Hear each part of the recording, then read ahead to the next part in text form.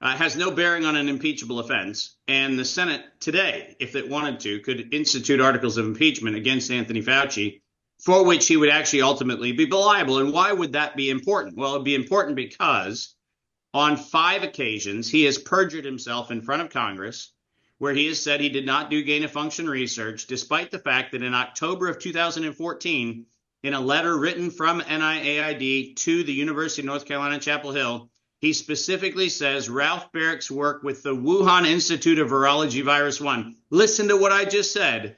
2014, the work with the Wuhan Institute of Virology Virus 1.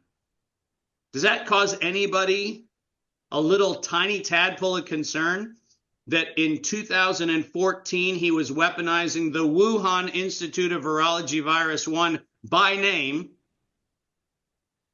in 2014? And it was so egregious that not only did he have to send a waiver letter to UNC Chapel Hill saying you can keep doing the gain-of-function research, he added that you could do it in vivo, meaning you could put it in living systems. And he did one extra little detail, which is he acknowledged that it was in violation of the gain-of-function moratorium. What makes all of this helpful is that the pardon that Joe Biden gave him is effective June of 2014.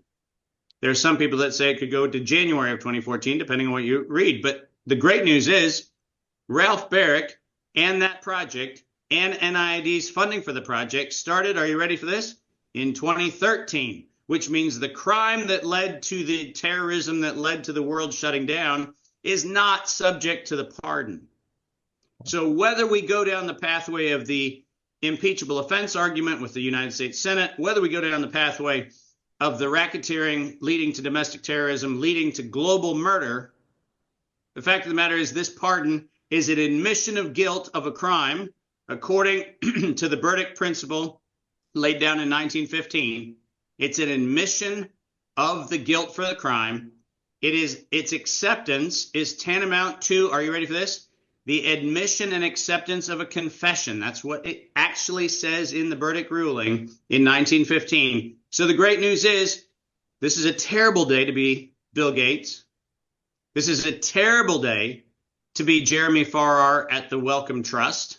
This is a terrible day to be part of the CDC Foundation or the illegal foundations that run around the CDC or World Health Organization or any of these others. It's a terrible day to be part of the Global Preparedness Monitoring Board at the World Health Organization, which is a racketeering criminal conspirator group that's been in place since the 1950s for the sole purpose of weaponizing nature against humanity. It's a bad day for all of them because now we've got an admission of guilt of the senior board member and orchestrator of this global terror campaign. So, does Dave Martin feel like this is a tough day to be alive? Heck no. We got more weapons in our arsenal in the last 24 hours than we had in the last 4 years.